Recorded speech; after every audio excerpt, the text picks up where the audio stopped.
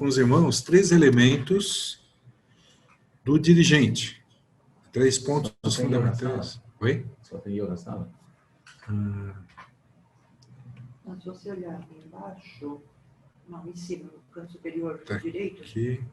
vai ser cubo mágico. Pronto. Acertou. Beleza. Legal. Irmãos, vamos lá. 3 características, então, de quem cultua. Tá? A primeira característica do dirigente é alguém que cultua. Tá? Se você não tem uma vida de adoração, se você não tem uma vida de oração, fica difícil ser um dirigente. Fica difícil ser aquela pessoa que está à frente do povo, conduzindo a igreja em adoração, se você não tem essa vida, né? Imagina um músico ou um cantor que não gosta de cantar, né? Mas chega lá na frente, eu estou fazendo para o Senhor. Enfim, né? Alguém que cultua, porque a gente está olhando, né? Deus no templo, ele está em todo lugar. Ele está em todos os lugares, está em nossos corações, mas quem está lá na frente, servindo de rumo e de direção para toda a igreja, são os dirigentes do culto, né? A característica de adoração é importante porque o dirigente tem que ser uma pessoa que é o primeiro a tirar as sandálias dos seus pés, o primeiro a reconhecer a Deus, a reconhecer o poder de Deus, a operação de Deus em nossas vidas. Isso é muito importante. Então, quando a gente não faz isso, ou seja, quando a nossa vida espiritual está fraca, mas perante a igreja você demonstra ser uma coisa que não é, você está agindo como um ator. E no grego, a palavra ator, a palavra grega, né, usada para ator, no Novo Testamento é hipócrita. Né? Então é um culto conduzido com hipocrisia. Então o culto tem que ser reflexo do que a gente é. Né? E uma coisa que o dirigente não é, ele não é objeto do culto. Irmãos, nossa área, eu já toquei, já cantei, né? Não que não faça mais, né? Mas enfim, é muito fácil que a gente se orgulhe. Nossa, como eu consegui alcançar aquele tom com bastante volume, como eu consegui fazer aquele arranjo no contrabaixo que não dava nem para ver meus dedos. Né? E a gente começa a esquecer que não somos nós,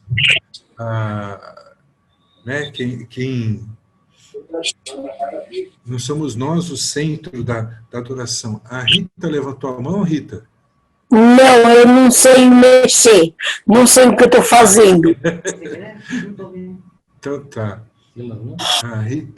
Rita, você passa o mouse, o dedo em cima da tela, vai aparecer um menuzinho, tem uma mãozinha, você clica nela, ela abaixa. Tá? A Vivian está chegando agora, beleza. Diretamente do Paraguai. Mudou hoje do Paraguai. Ô, Senhor, deve estar um calor lascado. Irmãos, eu posso dizer 2 coisas que o dirigente de culto não é. Ele não é estrela, ele não é animador de palco. Tá? Então, é complicado, às vezes a gente se exalta a si mesmo, às vezes a gente se entusiasma com a gente mesmo e esquece que a gente está ali para adorar ao Senhor. Eu já servi em congregações e em igrejas muito pequenas, e eu já vi músico, cantor, que se recusou a ir nessas igrejas pequenas. Por quê? Porque eu tocava na nossa, que é uma igreja grande, que tem bastante gente, tem bastante plateia, mas para pequenos essa pessoa não ia. Tá? Por quê? Porque está cheio de si. Né? A pessoa que está cheia de si, não está pensando em adorar a Deus. Né? Vamos lá, uma pergunta. Antes de você entrar nisso, eu posso voltar 2 pontos? Estão me Opa. ouvindo? Você está no mudo, precisa tirar do mudo. Tá, eu tenho que tirar do mudo. Isso. Eu só queria dizer 2 coisas importantes. Às vezes a gente lá no templo, quando está no tempo de celebração, de adoração, você fixa num ponto lá e fala assim, vou olhar para aquele ponto, porque aquele ponto ali é onde eu acho que Deus está. Outras vezes eu olho num único ponto, porque eu não quero me distrair. Seria uma boa nós olharmos para dentro do nosso coração, para que nós possamos entender se o nosso coração está em perfeita sintonia com Deus ou não. Se o nosso coração estiver em sintonia com o Pai, eu posso olhar para qualquer lugar do templo, porque eu vou estar olhando para Deus. Se eu olhar para alguma das pessoas que estiverem no templo, eu vou estar olhando para as pessoas que são imagem e semelhança de Deus. De alguma forma, eu tenho que estar em perfeita sintonia, não só com o Senhor, mas com as pessoas que estão ao nosso redor. No ponto 2, o André está falando sobre o culto. O dirigente do culto é uma pessoa que adora. Tirar as sandálias dos pés é a mesma coisa que você entrar na presença do Senhor em santidade. Isso faz toda a diferença, tanto para o dirigente do culto, quanto para toda a plateia presente. Ele não é único. Todos ali devem estar cientes de que a pessoa a ser adorada é o Senhor. E que Ele é apenas o quê? Um instrumento de Deus para poder ajudar as pessoas a adorarem melhor ao Senhor. Obrigado. Valeu, muito bom. E aí eu quero perguntar para vocês, quem quiser compartilhar, abre seu microfone e fala. Cite outros não atributos do dirigente. O que o dirigente não é?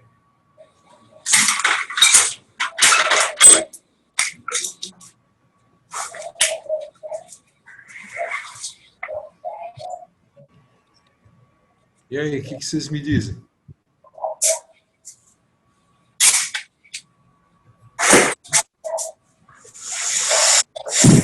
Eu tenho uma... Ele não é Deus. Ele não é a pessoa a ser adorada. De forma alguma. Ele pode ser o melhor cantor, ele não deve ser adorado. Ele pode ser o melhor pregador, ele não deve ser adorado. Ele pode fazer a oração mais linda, mais emocionante, mais eloquente que você possa imaginar. Ele não deve ser adorado. Irmãos, me preocupa quando às vezes a gente vai para um culto que fala, é o fulano que vai tocar ou vai cantar. Porque tem gente que é profissional do louvor, é profissional da ministração. Diferente de algumas pessoas que a gente conhece, cantores, músicos gospel, que você percebe uma vida sincera diante de Deus, uma vida de adorador. Mas tem gente que é estrela, que lá está mais aparecendo ele do que Deus, né? Olha lá, que mais não atributos? O que você diria que não é? Opa.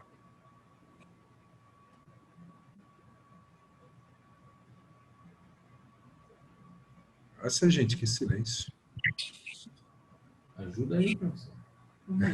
Dá dica. Olha lá, o que a gente não seria? A gente não é o centro, né? A gente não é animador do povo, a gente não é Deus. Nós não podemos ser negligentes. Alguém falou, mas está bem baixinho. Nós não podemos ser negligentes. Não podemos ser negligentes também. Você está ouvindo sozinho, eu não estou aqui. Não? Não, se for seu ouvido, só você ouve. Está ouvindo? Não. Não? Eduardo, Samuel falou que não estava ouvindo. Tira do seu ouvido e ouve no som. É porque se deixar alto, vai essa reverberação. Oi? Peraí, gente. Não dá, né? Deixa eu baixar meu alto-falante aqui para não dar eco. Está muito alto? Eu deixo alto o meu. E aí a gente ouve os três. Pode falar. Sei não. Ouvindo? Tá, vamos lá. Então, o Eduardo falou de não ser negligente, né? Não precisa. Fala. Ah. A gente está apanhando um pouco com a Gente meditação aqui. irresponsável. Vocês estão me ouvindo? Sim, mas está com muito eco ainda. Está com muito eco, né? Essa, mas precisa deixar só aqui. Deixa baixinho, então vai. Eu não ouço ele falar. Lá, mais uma tentativa. Bom, vamos seguir aqui, vamos ver o que dá. O Eduardo está falando. Isso, Eduardo estava falando, Eduardo?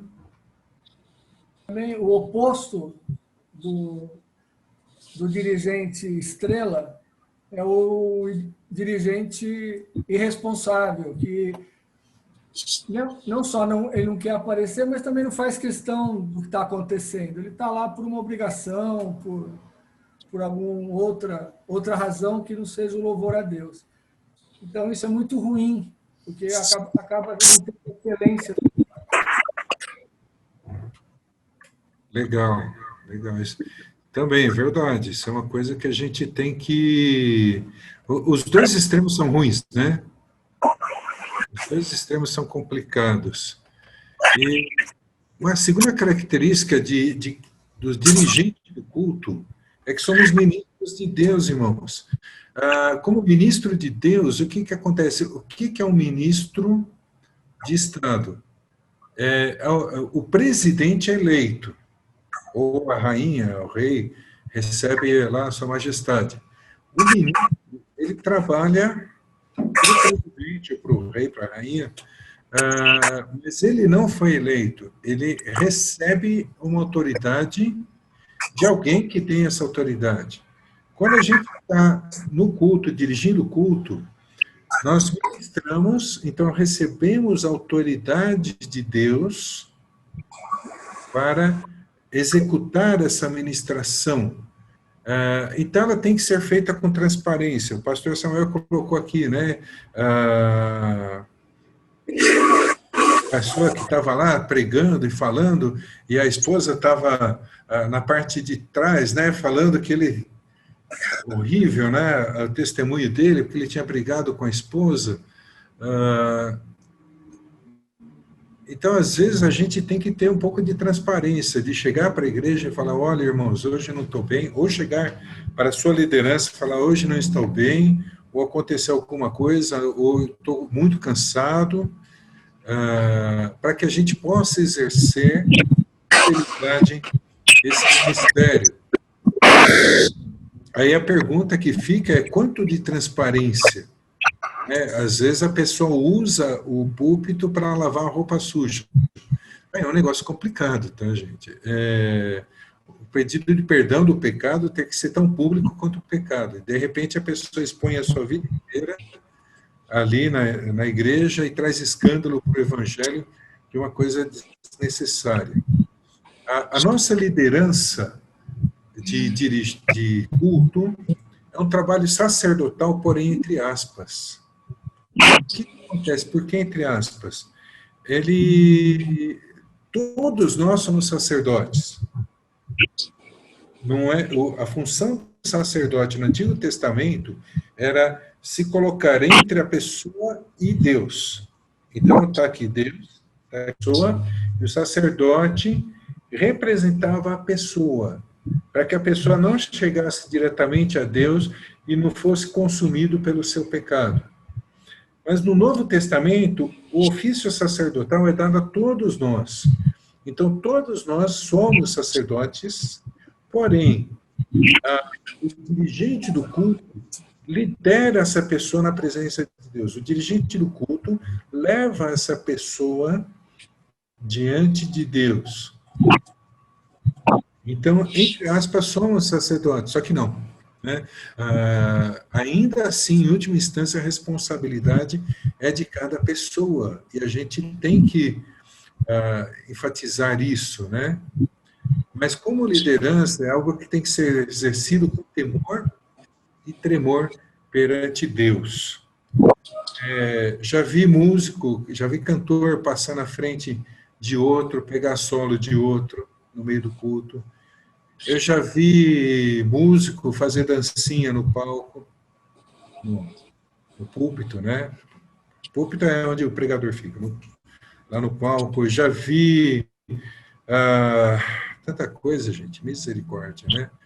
E às vezes a gente esquece que o motivo da gente estar lá é Deus. A gente às vezes esquece que as pessoas não são para ficar olhando para a gente, mas nós conduzirmos a pessoa na presença de Deus, fazer como o apóstolo André fez lá no começo do Evangelho. Pega Pedro, leva diante de Jesus, fala, agora vocês conversam. E Pedro se tornou quem se tornou. É uma das colunas da igreja. Então, a gente não pode esquecer isso. A gente leva a pessoa diante de Deus. Aí a pessoa vai desenvolver o seu relacionamento com Deus e a gente deixa eles ali, né? Então, sacerdotal está entre aspas por conta disso. Tá? Alguém que ministra. Então, a nossa direção, o dirigente do culto, né, usa o louvor para vocalizar a beleza, a perfeição de Deus. Há um momento do culto, né, de confessarmos e externar o pecado, né, que a gente cometeu, externar a nossa indignidade, nossas falhas, né, nossa falta de condição de estar diante de Deus, pedir perdão a Ele. Alguém que ministra a oração, procurando assimilar os pensamentos de Deus, expressando petições de acordo com seus desejos, né, de acordo com o desejo do Senhor. Período de oração, muito importante, ainda mais no período que a gente vive, né, de pandemia, de luto, sem rotina, sem contato com as pessoas. Então, o dirigente de culto, ele tem uma função muito importante nessa hora, de expressar esses temores diante de Deus e buscar a bênção de Deus. A ministração vem pela mensagem também. Lógico que com ordem de essência, há o momento da palavra e há o momento do louvor. E é uma constante em toda a igreja, né? E desde que eu me converti assim, que a gente tem que alertar, quem estiver no louvor não vai ficar pregando entre uma música e outra, seja sucinto, né? Então, a mensagem é para encorajar, a mensagem para direcionar entre uma música e outra, até para puxar o tema da próxima música, mas é para edificar as pessoas e a igreja, né? Às vezes você tem um testemunho, aí você avisa, pessoal, pode sentar, tem um testemunho, dá seu testemunho, depois volta, vamos lá, agora voltamos a louvar a Senhor, né? A música atrai o coração para a beleza de Deus, revelada na criação, redenção, na regeneração. A música fala o coração. A palavra, muitas vezes, fala ao racional, ao cérebro. Mas a música, ela fala ao coração. É a hora que você ri, que você chora, que você canta, que você pula, que você se ajoelha, onde as emoções vêm à tona. Esses dias eu estava vendo o coral da Assembleia de Deus da Itália. E me veio à mente aquela passagem de Apocalipse, de todas as línguas e nações, muitos virão te louvar, né? Que louvarão e adorarão ao Cordeiro.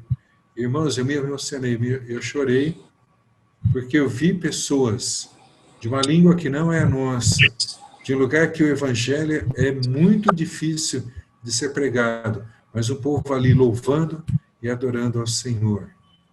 Pastor Samuel, qual a palavra? Antes de entrar na conclusão, deixa eu tirar aqui. Uhum. Antes de entrar na conclusão, vamos conversar um pouquinho sobre isso.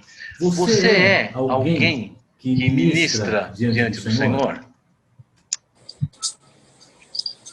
Hein? Você é alguém assim?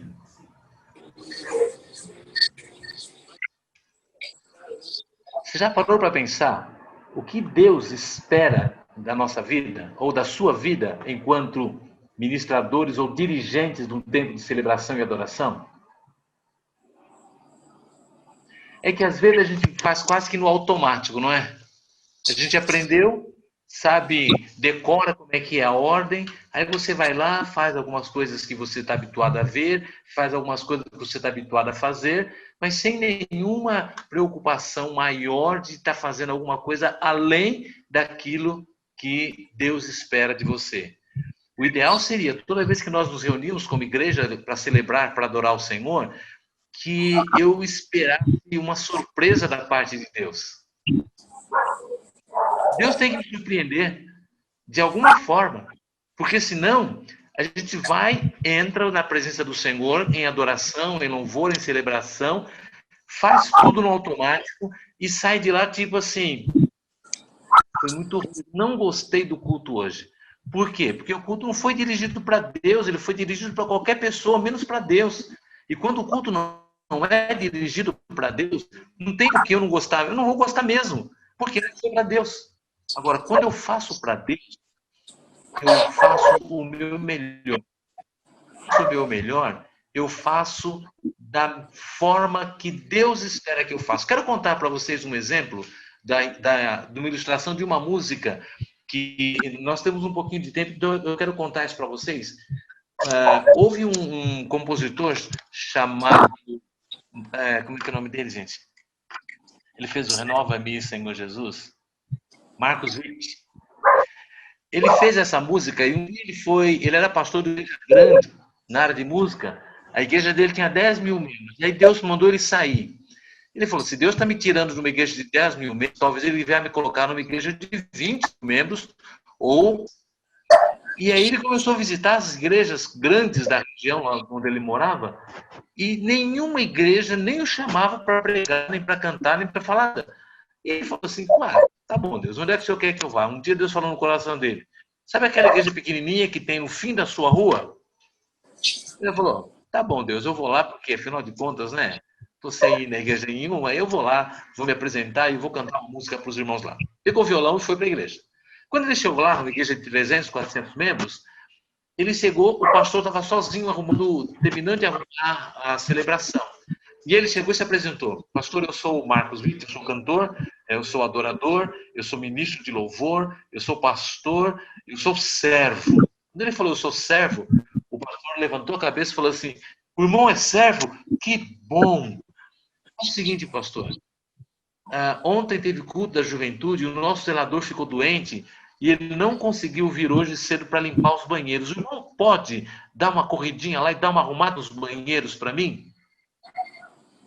E ele falou assim, quem ele pensa que eu sou? Quem esse homem pensa que eu sou? Eu sou Marcos Witt, eu sou adorador, eu sou um servo, eu sou um cantor, um pastor. E ele disse, eu vou pegar o meu violão e vou sumir dessa igreja, não vou nunca mais pôr os pés aqui. E o pastor olhou para ele e falou assim, irmão, deixa o seu violão que eu seguro. E aí eu vou ficar mais à vontade. Pegou o violão dele, colocou do lado e falou assim, olha, do lado assim, atrás da porta, tem uma vassoura, um rodo e tal. E ele, muito bravo com Deus, desceu para fazer aquilo que o pastor havia pedido. E quando ele começou a limpar o chão do banheiro, ele começou a brigar com Deus. Deus, eu sou um adorador. E o Senhor me permitiu que esse homem me mandasse limpar o chão do banheiro. Isso não se faz com um adorador. E aí Deus olhou falando no coração dele, tudo que tem dentro de você precisa ser mudado. Tudo que existe no seu coração precisa ser transformado. Você não é servo coisa nenhuma. Você se diz servo, mas você está distante de ser um servo que agrada o meu coração. E a hora que ele começou a limpar o chão do banheiro, ele começou a orar, Senhor, renova-me. Renova-me, eu preciso mudar. Tudo que tem no meu coração precisa ser transformado. E aí ele limpou o chão do banheiro chorando, ajoelhou no chão chorando, nem se preocupou mais com a roupa limpa que ele estava, deixou o banheiro limpinho, bonito, perfeito, e aí ele falou assim, agora eu tenho condições de celebrar o Senhor. Subiu para o culto, sentou do lado onde o pastor estava, o pastor fez o culto inteirinho, nem olhou para a cara dele. Nem olhou para a cara dele. Pregou, cantou, todo mundo fez tudo que tinha que fazer, e ele quietinho com o violão. No final do culto, o pastor falou assim, nós temos aqui um adorador hoje, pastor Marcos Witt. Vem aqui, irmão, canta uma música para encerrar o nosso culto. E ele foi no púlpito e contou isso que eu contei para vocês. Ele disse, da indignação dele quando o pastor pediu para ele limpar o banheiro, e ele falou assim, e Deus me deu uma música. A música, renova-me, Senhor Jesus, já não quero ser igual. Porque tudo que há dentro de mim necessita ser mudado, Senhor. Tudo que há dentro do meu coração necessita mais de ti. Claro que ele cantou em espanhol ou em inglês, não sei. Essa é a nossa letra em português. Se você estivesse no lugar dele e um dia, eu não vou nem dizer o pastor Grava, mas o pastor Samuel olhasse para você no comecinho do culto e falou assim, irmão, dá uma corridinha no banheiro lá e dá uma ajustada lá, porque o nosso zelador não veio, os nossos funcionários hoje estão em greve e nós precisamos de adoradores para poder facilitar o acesso do povo até a presença de Deus, através de um banheiro limpo, através de um banheiro bem recebido. Como é que ficaria o nosso coração? Primeiro a gente brigaria com Deus, primeiro a gente reclamaria um pouquinho com o Senhor, primeiro a gente olharia para o pastor Samuel e falava assim, quem ele pensa que é? Para poder me pedir para limpar o banheiro? Eu sou um adorador, eu sou um ministro de louvor, eu sou o melhor tecladista da igreja, eu sou nada. Eu não sou nada. Porque o dia que eu reconhecer que eu não sou nada perante Deus, a minha qualidade de louvor vai mudar. Quando eu entender que eu sou ali apenas um instrumento que Deus pode ou não usar,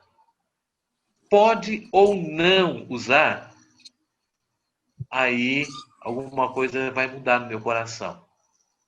Conheço a história de um coral que ele estava no púlpito e toda vez que ele ia cantar tinha que acender as luzes no púlpito, apagar todas as luzes da igreja, porque o foco ali era o coral. E um dia o pastor decidiu passar o culto inteiro e ele falou assim, deixa eu ver se esse povo é servo mesmo. São servos? São. O servo tem que estar disposto a servir, pronto a servir ou não servir. Esse é o servo. O ministrador é esse. E fez o culto inteiro e não chamou o coro para cantar. Nem no início, nem no meio e nem no fim. E terminou o culto com a bênção apostólica e virou para o coro e falou assim, muito obrigado pela participação de vocês no coro, no nosso tempo de celebração. O coro queria matar o pastor. Onde já se viu? Que desrespeito!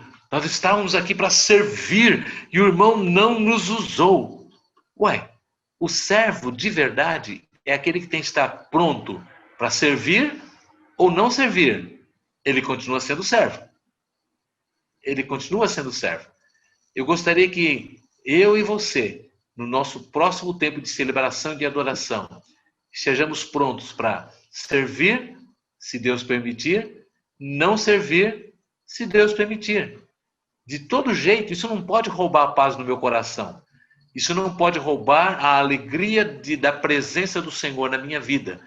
Eu tenho que olhar para o Senhor e falar, Senhor, aqui está um servo pronto para servir ou não, mas ele está pronto. Isso não vai roubar a alegria do meu coração, nem do seu coração. Entendeu? Você entendeu o que Deus espera de você? Entendeu mesmo? Posso fazer um teste qualquer dia? Te deixar ali sentado em pé ou com o seu instrumento na mão e eu pedir para o Nunes desligar o seu instrumento? Só para saber como é que está o seu coração diante do Senhor. Às vezes, queridos, nós precisamos passar por alguns testes práticos para dizer exatamente como é que é o nosso tempo de celebração. Quem somos nós no tempo de adoração? Quem somos nós como dirigentes do culto? Alguém pronto para servir ou não servir? Fala, André. Irmãos, eu quero compartilhar duas coisas que queimam assim no meu coração. Eu ajudei na filmagem nesse período de pandemia E agora eu não estou ajudando porque eu estou ajudando minha esposa na aula de escola bíblica, né? Que está sendo feita online. E coincide com o horário do culto, etc, etc, acabei, né? Mas foi uma experiência muito gratificante, porque algumas pessoas que ajudavam também na filmagem, ou seja, não estavam sendo vistas, porque estavam atrás das câmeras. E algumas pessoas que estavam lá são velhos conhecidos meus, e alguns, assim, bem conhecidos da igreja. E uma experiência gratificante de ver essas pessoas, enquanto filmando, adorando ao Senhor. Não estava na frente de ninguém. Não tinha que mostrar nada para ninguém. Mas enquanto estava lá o louvor sendo ministrado, esses irmãos também louvando e adorando ao Senhor, lógico, né, com fone no ouvido, seguindo as instruções da mídia, né, fecha aqui, filma lá e dá foco e tal coisa. Mas olha que interessante. O pastor Samuel contou uma experiência, já teve vez do louvor, da banda, do vocal, cantar atrás de cortinas, porque o coral o teatro ia se apresentar, né? E acho que a gente tinha que repetir isso mais vezes. Põe uma cortina lá, toca e canta lá atrás, para que diga assim, importa que vocês olhem para Deus e não para nós. E vai ter gente que não vai querer participar, não, porque não está aparecendo, né? E por fim, o que eu queria compartilhar também, você imagina um cantor, um músico secular resolve fazer uma música para Deus. Sei lá, fala um músico qualquer aí, Michael Sullivan, né, lá que fazia música para Xuxa. De repente ele começa faz uma música, eu senti vontade e fiz uma música para louvar a Jesus porque achei legal. Você cantaria na igreja? Ou você teria reservas porque foi um cantor, um compositor secular, comercial, mundano que fez? Né? Nesse negócio de dirigente, a gente fala muito, tem que estar santo, tem que santificar, tem que estar santo, tem que santificar. Aí você diria, mas ele não é crente, como que faz uma música dessa? Vou usar um negócio desse? Já ouviu falar de Handel? Que escreveu Aleluia? De Handel? Pois é. Muita gente não aceitou a música dele, porque ele era um músico secular, mas naquele momento, naquele dia, ele teve vontade de louvar a Jesus, Rei dos Reis. E fez uma música maravilhosa que até hoje a gente canta na igreja e emociona muita gente. O moral dessa história é, a gente, quando fala de santidade, de consagração, estar correto diante de Deus, você tem que olhar para si e não para o que está do teu lado. Quem está do teu lado que se resolva com Deus. Você tem que estar correto. E não ficar apontando o dedo para outros. Porque pode ser que a pessoa que está do teu lado tenha um monte de problemas. Mas pode ser que ela esteja sendo usada como o Handel foi. Então, a posição de dirigente, muitas vezes, é essa também. Pastor Samuel? Dentro daquilo que o André falou, tem uma música que você conhece bastante aqui no Brasil, é aquela assim, eu vou cantar uma música muito linda para vocês, um hino. Jesus Cristo, Jesus Cristo, Jesus Cristo, eu estou aqui, não é? E aí tem aquela letra toda, olho no céu e vejo a multidão, olho na terra e vejo pessoas, aí, Jesus Cristo. Ok, essa música foi feita pelo Roberto Carlos e o Erasmo Carlos. Só que na América Central, na maioria das igrejas evangélicas, ela é um cântico. Ela virou um cântico nas igrejas evangélicas. Mais da metade dos nossos hinos, dos nossos hinários, não foram compostos para serem hinos de adoração ao Senhor.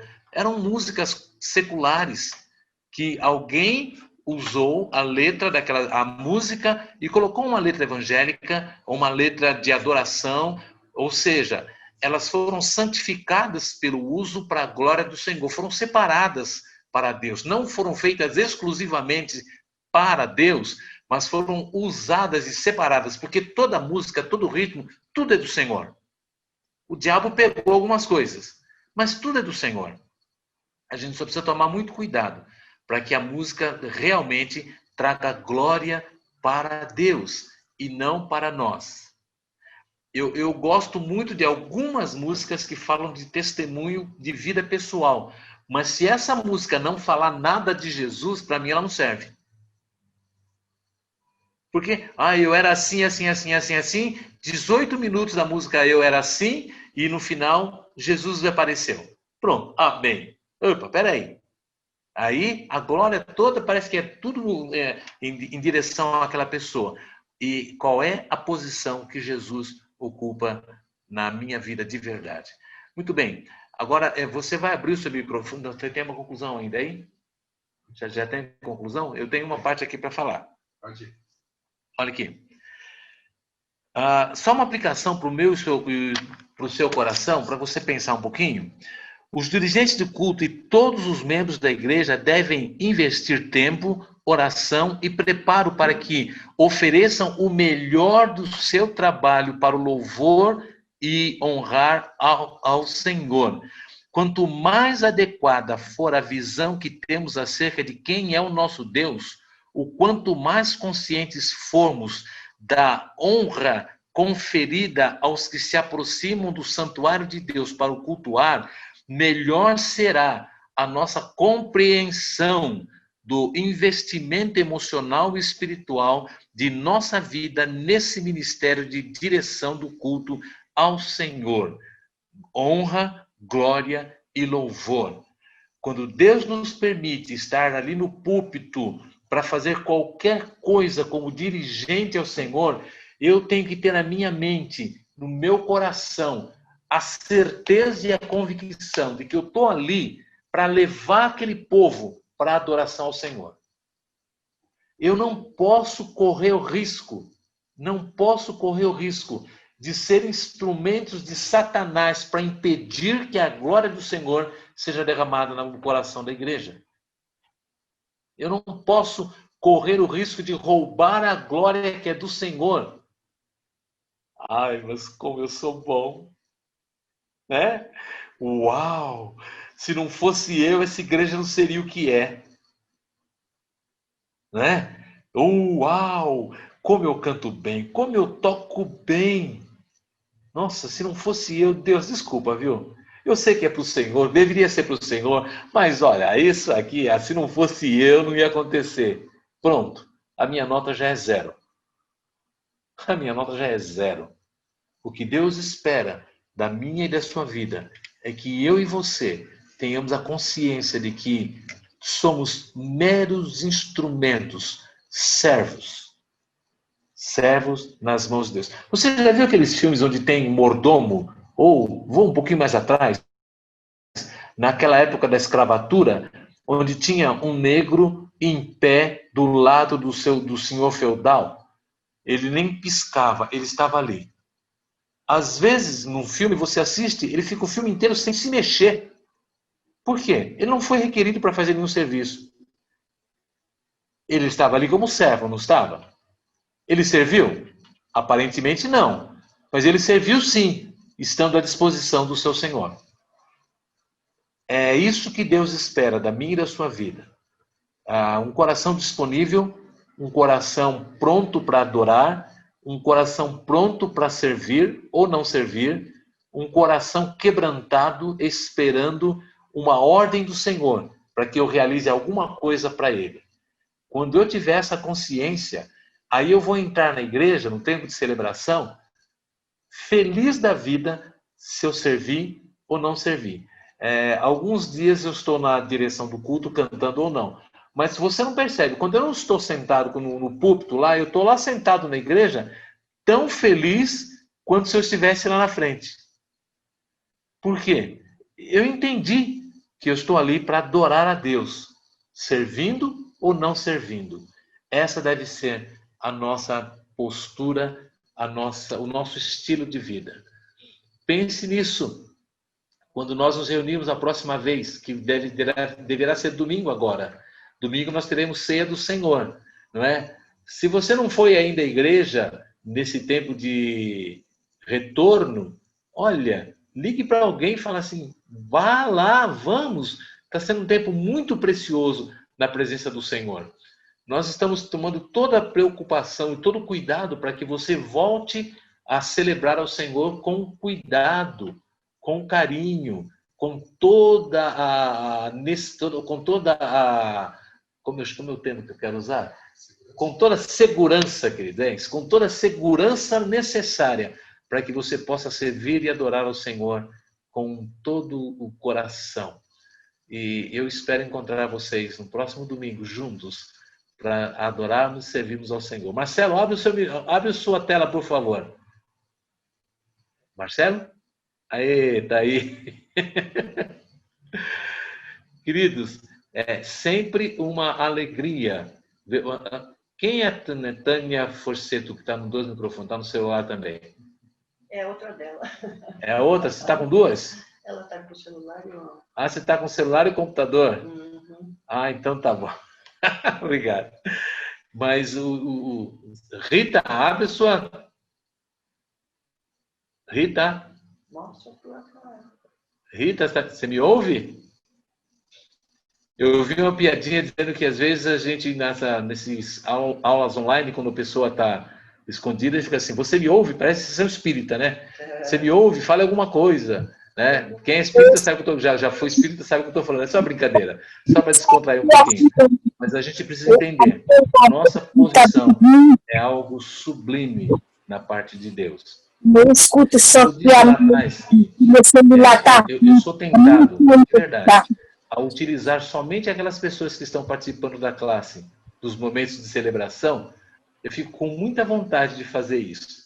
Sabe por quê? Se as pessoas não têm interesse em aprender como poderá ser o melhor instrumento nas mãos de Deus para servi-lo, eu não sei se essa pessoa está próxima ou habilitada para servir ao Senhor. Entende o que eu estou dizendo? Nós precisamos ter um coração que realmente glorifique a Deus, que agrade o coração de Deus. Nós não somos alguém que está lá para dirigentes de um tempo de celebração. A música não é um apêndice do culto. A música não é algo para animar o coração das pessoas. O tocar a Deus e cantar para Deus não é simplesmente porque eu sei fazer e eu faço melhor. Não. Eu tenho que estar ali e entender que a minha vida é instrumento de Deus para poder levar o povo até a sua presença. Nesse sentido, nós continuamos sendo sacerdotes. Ou seja, facilitadores do contato do povo de Deus com Deus. Então, esse facilitador tem que ter a vida tão linda, tão limpa, tão bonita, quanto os sacerdotes tinham que ter quando se apresentavam diante do Senhor. Porque se ele estivesse com alguma coisa errada na sua vida, ele poderia ser fulminado. Eu não sei se você sabe, mas o sacerdote entrava no Santo dos Santos com uma roupa e um sininho na sua cintura e uma corda amarrada no seu pé. Por quê? Porque enquanto ele se movimentava lá no Santo dos Santos, todo mundo do lado de fora sabia que ele estava vivo, porque o sino fazia barulho. Então ele está vivo. Se o sino parasse de fazer barulho, pode puxar pelo pé, porque Deus o matou. Por quê? Apresentou-se de forma indigna na presença do Senhor. Ele apresentou-se de forma indevida na presença do Senhor. Ele se apresentou na presença do Senhor como representante de Deus, que deveria ter uma vida pura, limpa e maravilhosa, de forma errada. Então Deus o matava. Já pensou, gente, se Deus fizesse isso nos dias de hoje? Já parou para pensar? Abre o seu microfone, abre o seu áudio, todo mundo agora. Abre o áudio. Já pensou, Eduardo, se fizesse a mesma coisa nos dias de hoje? Ia faltar música. Hein? Eu te ouço. Ia faltar músico na igreja. A música. Ia faltar músico.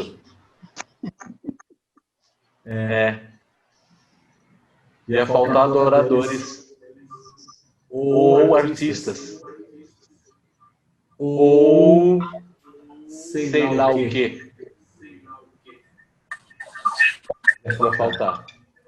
Mas a misericórdia e a graça do Senhor nos permite entrar na sua presença, mesmo com o nosso coração não tão puro, não tão santo, para que naquele momento de celebração, naquele momento de adoração, o Espírito Santo de Deus nos santifique, nos abençoe, nos encha de graça, nos encha de sabedoria, para que a gente saia diferente. Domingo agora a gente vai ter a ceia do Senhor. O Marcelo e eu nos separamos as músicas com tanto carinho, com tanto zelo, com tanta preocupação de querer adorar ao Senhor, de querer bendizer o nome do Senhor. Nós não vamos lá para fazer um show. Isso não é a nossa praia. Show não é lá, não é? Estou encerrando já, daqui a pouco a gente vai orar. Só queria contar mais um exemplo para vocês, um homem chamado George Beverly Shea. É um americano. Ele ganhou o Grammy durante alguns anos como compositor evangélico. E depois que ele ganhou um desses prêmios, ele foi procurado pela indústria de cinema americano e com o seguinte convite: nós vamos fazer um filme e nós queremos que você seja o músico que faça a trilha sonora do nosso filme. Peça quanto você quiser. Você tem 2 dias ou uma semana para poder nos dar a resposta. Ele foi para casa, um crente muito sério, e ele orou, ele perguntou para Deus: nossa Senhora, vai ser uma oportunidade de eu poder mostrar a minha arte, aquilo que eu sei fazer no que se refere à música. E aí, no meio dessa luta pessoal de aceita ou não aceita, ele foi para o piano e começou a dedilhar uma música, e ele começou a tocar uma canção. E depois de um tempo, ele foi e se apresentou diante daquelas pessoas que haviam conversado e haviam um convidado, e ele falou assim: a minha resposta eu vou dar em termos de música. O pessoal olhou e falou: uau, o cara vai responder uma música nova já. E ele foi para o piano e sentou e cantou aquela música: Jesus é melhor do que tudo que tem. Jesus é melhor do que ouro e bens. Pode ser um rei com poder nas mãos, mas no mundo é um escravo. 1000 vezes eu prefiro o meu Jesus e servi-lo até o fim. Essa foi a resposta que ele deu para aqueles produtores de cinema. Levantou e foi embora. E com essa música, ele ganhou mais 3 Grammy. Com um hino que ele disse não para o cinema. Que hoje em dia é um hino muito conhecido. Qualquer dia eu vou cantar na igreja só para vocês conhecerem melhor essa canção. Vamos orar, queridos? Eu queria pedir para Tânia orar para a gente hoje. Para que Deus faça algo novo no nosso coração todo dia. E que no próximo domingo, mais uma vez, a gente se reúna para adorar e para celebrar o nome do Senhor. Vocês me ouvem? Então tá bom. Eu estou com 2 aqui. Senhor, eu quero te louvar, Pai, porque a gente aprendeu nesta noite, mais uma vez, que o Senhor é o centro de tudo, e muitas vezes a gente, como dirigente ali, não está de acordo com aquilo que o Senhor quer e que merece. Então, eu peço que o Senhor abençoe cada um dos irmãos que estão aqui, nos ajuda, Senhor, a sermos servos, cantando ou não cantando, tocando ou não tocando, mas estarmos disponíveis para que o Senhor use conforme a tua vontade. Muito obrigada, Senhor, porque nós temos o Senhor para a gente cultuar, nós podemos te adorar em todo lugar. Muito obrigada, Pai. Eu quero te agradecer por esta aula, pelos professores e por todos os irmãos que participaram. Em nome de Jesus.